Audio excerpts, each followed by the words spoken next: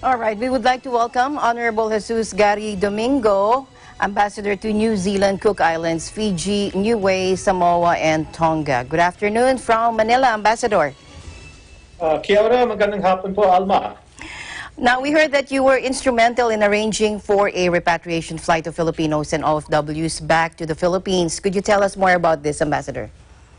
Okay, thank you. Actually, it's a team effort between the whole staff of the embassy and the Port of Wellington and our counterparts, the New Zealand embassy dun po sa Pinas, sa Makati, headed by my good friend, Ambassador Peter Kell.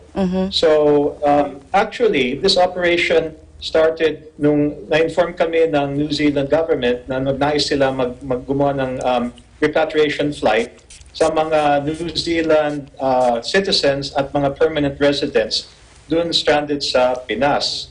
So there's a deal with PAL na dadalhin yung mga New Zealand citizens, permanent residents sa Auckland, direct flight from Manila and Auckland, and they proposed to us now, and we also had been requesting kung sana, even with PAL, na kung may ganong flight, pwedeng gamitin natin yung flight for mga Filipinos stranded in New Zealand, pabalik from Auckland to the Philippines. Because actually, hindi ito chartered repatriation flight na funded by the Philippine government, because we need to have more to justify a repatriation flight fully funded by the government, katulad nangyari sa ibang embassies and consulates around the world. But anyway, we took advantage of this opportunity. So the flight from Manila to New Zealand was dumating siya tanghali nung April 20 sa Auckland. Mayroong 184 na sumakay sa plane and disembarked, but also they have to, like sa Pinas, they have to undergo mandatory quarantine. So sa side naman natin, we had 60 Filipinos, including their Kiwi spouses who rode the plane, 60 total. Ang departure nila was 3 p.m. It was after 3 p.m. Monday, and nakarating sila about 9:30 or so sa Pinas also Monday evening. All right, that's great. What about, we also heard that you, what do you call this? Could you tell us more about the flight arrangements also made with the Philippine government? Okay. Made with the, can I see the, ano? Okay, can you tell us the Philippine government with Philippine Airlines also to bring naman New Zealanders from all over the Philippines back to your country? Okay. So yun, this was arranged. This was the first part, yung Philippines to New Zealand. This was coordinated between the New Zealand Embassy and Philippine Airlines. So as that was being negotiated, we also negotiated with PAL to make use of the same flight pabalik. So after dumating yung Manila to Auckland flight and they disembarked, we arranged so that Filipinos can ride that flight pag-uwi from Auckland to Manila. Okay. Sir, napanood ko yung isang yung Facebook Live ninyo. And you were parang telling the Filipinos their rights in case they were evicted or something like that. Have there been instances of racial discrimination of Filipinos there due to the situation right now? Bakit kayo ng ganong sa Facebook Live? You were telling them their rights on Facebook. Okay. Well, actually, maganda yung binibigayng support ng pamahalaan ng New Zealand government. Na the key issue is paano yung mga workers na lay off. Yes. Or who have been, or not necessarily laid off, but who have not been able to report for work for various reasons. Meron tinatawagan na wage subsidy.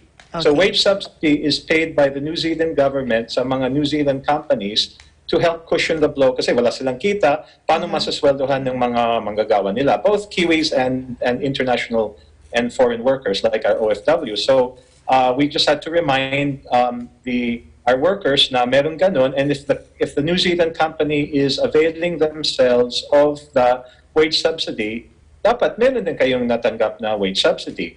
And so we just advise kung, generally, nagko-comply naman ng mga New Zealand companies, but we advise kung hindi nyo natatanggap, and we advise kung paano kayo pwede magreklamo, but workers are first urged to talk with their employers to make sure na if the company is receiving wage subsidy, na they should get their fair share. But if not, we advise kung paano na ma-remedyohan yun. And secondly, we also reminded that no one is supposed to be evicted from yung tirahan nila. So we just reassurance na may ganon, but just in case there's some cases na evict, may remedyo din. And there have been cases where we work with the Filipino community. There are some, for example, some tourists, some workers na had to move, and buti na lang, there are some Filipino community friends who opened their doors. So this was more of again an advisory, and also the third thing is yung food sa pagkain. Meron naman mga food banks. And New Zealand Civil Defense, mga local governments, Auckland, Wellington, Christchurch, and so on, that also provide emergency food and emergency assistance. So we provided yung mga hotline, yung mga emails of how to provide for that assistance. Sa side naman ng Philippine government, there is of course the ACAP assistance administered through the Philippine Overseas Labor Offices, that one-time $200 assistance, but that is mainly going to those na hindi nakatanggap ng assistance from the host government, like case New Zealand government, or through the employers. So our Polo is busy processing the applications for that. I know maraming reklamo, bakit ang daming requirements? But we have to make sure na those availing themselves of it talagang qualified. Kasi hindi basta Pinoy worker ka, kasi limited ang budget, and we have to take care of all the workers around the world. Ang priority talaga is para sa mga manggagawa na hindi nakatanggap ng ibang klaseng assistance. So we ask, pasensya lang po, but we have to make this process fair and transparent. That's why ang daming requirements. But these requirements were those stipulated from the DOLE, POA, OWA back home. So, but there have been those na naka-comply, and unti-unti meron naman na natanggap ng assistance through electronic banking. Okay, that's good. Sir, yung mga OFWs natin, kumusta naman po sila ngayon dyan? Karamihan po na you've met, and paano nagtutulungan ang ating mga kababayan dyan? Okay. Well, one, I think your earlier question in discrimination, I think, well, all around the world, but it's the problem was more of not so much. Yeah, there have been some instances, but I guess this is some general cases of it's not so much racial, but one example is I think it's more general problems faced by the frontliners, mga nurse, mga doctor, mga caregivers. One instance was okay, sa mga supermarkets may pilahan doon, di ba? Yes. So a supermarket or store, ilang lang pwedeng pumasok at any given time may pila. But the frontliners are given priority. Pwede silang dumiretso. Yes. And there were some cases na yung nakapila, nagalit sa mga nurse. And those who were, but more seriously though, there have been cases na talagang overworked ang ating mga frontliners. And I would have to say our Filipino frontliners, nurses, doctors, caregivers, medtechs, they're really the pride of our people all over the globe, and they have been commended. And even here in New Zealand, they're doing a fantastic job. Of course, many are facing stress, loneliness, kasi they miss their families. And in some cases, there have been some cases where hindi sila na-provide ng PPEs. So, but that's being addressed by the hospitals and the clinics. But there have been cases where some volunteers have been providing food, providing PPEs to our frontliners as well as to the Pinoys, but also contributing mismo to the food banks for general use. So I think it's really bringing out the best in the Filipino, well, best in humanity at this point. But it's good there that in New Zealand, the number of cases is already going down, flattening the curve. And also, you are going to alert level 3 on Monday? Yes. Well, yes, Monday midnight between Monday and Tuesday. So level 3, actually, it's still avoid, although, so what level 3 means, actually there's not that much difference with level 4 in terms of the day-to-day life of the majority of people. So right now we're in complete lockdown. You can only go out to buy food, to buy medicine, and exercise by yourself. Pero sarado pa ang mga restaurants, mga general stores, mga malls. So what level 3 means, that will be relaxed. But as far as embassy services go, well, as far as mga tinatawag na essential services, they can function more openly. Kaya lang, there's still a restriction on services that require face-to-face contact. So, so embassy, we will not be operating as normal because up to now we're operating work from home. We still answer and assist our kababayan in terms of priority and emergency assistance. But yung mga regular services like passporting and documentation renewal, mga ganon, hindi pa pwede yun. Kasi even although an embassy is an essential service, it doesn't mean pwede kaming tumanggap ng mga regular clients. So what we can do, however, is yung mga things like yung mga ibang registration, documentation, na pwedeng yung, some of these services require you, padala niyo muna yung mga documents sa amin, we can already start at least to receive those documents that will start our other services like civil registration, mga ganon. But we still have to observe the usual protocols. Now, yung mga mails, for example, so documents have to send by normal mail. We'll have to also make sure that once we receive them, we have the decontamination process, that we don't handle it right away, but let some time go by before we can actually handle the document. So it's so we are able to provide, to go back to normal to some extent, but yung mga face-to-face services like passporting, ganon, hindi pa pwede po. Habang nasa level 3 pa tayo. Okay. And you said like takeaway restaurants, you cannot go and sit down there. Just takeaways lang talaga. Take out lang talaga. Just like here, yeah.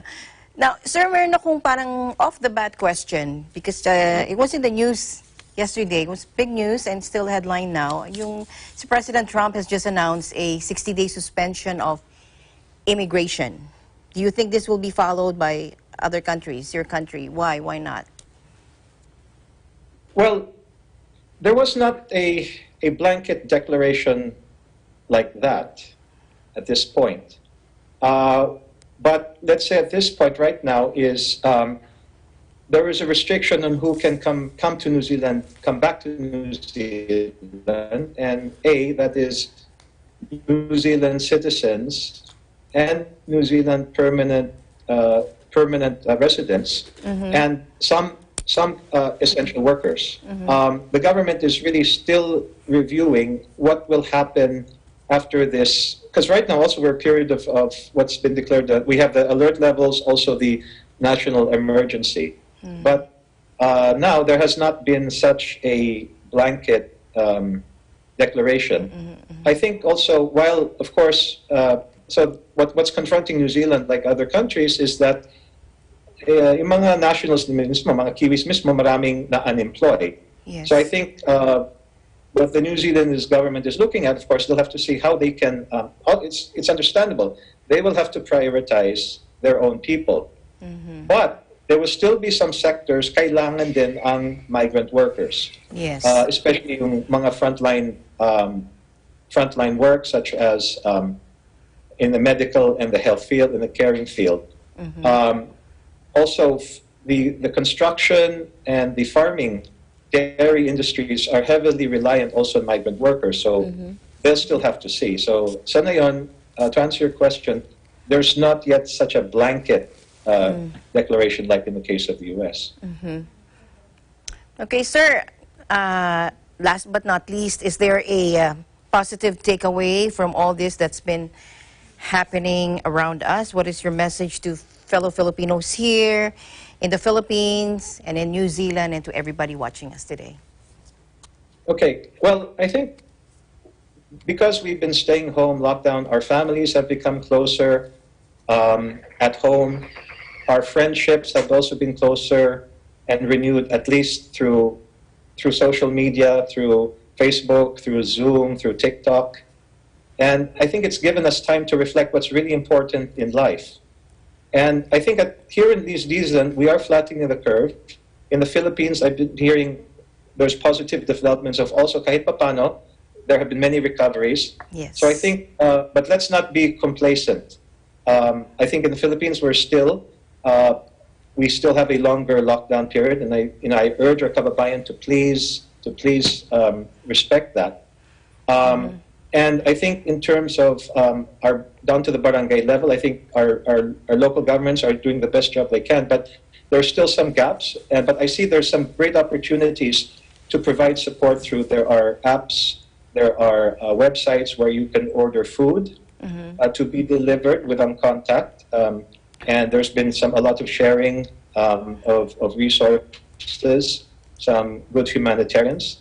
Our churches, faith-based group, I'm very glad to see the Iglesia ni Cristo has been also doing a lot of wonderful work in providing assistance for our less fortunate kababayan and also around the world. So I think this period is a time to reflect, and this has been a chance for humanity to shine. And I think we have this expression in the Maori language, the native language of New Zealand, kia kaha, stay strong, and God will help us. He will not abandon us in this hour of need. Thank you, Ambassador. Did you say kia kaha? Did I say that right? Kia Tama, kaha? yes, perfect. Perfect. Okay. Thank you so much, and kia kaha too. Thank you so much for your time, Ambassador. Ambassador Jesus Gary Domingo, the Philippine Ambassador to New Zealand, Cook Islands, Fiji, Niue, Samoa, and Tonga. Thank you. Now, strict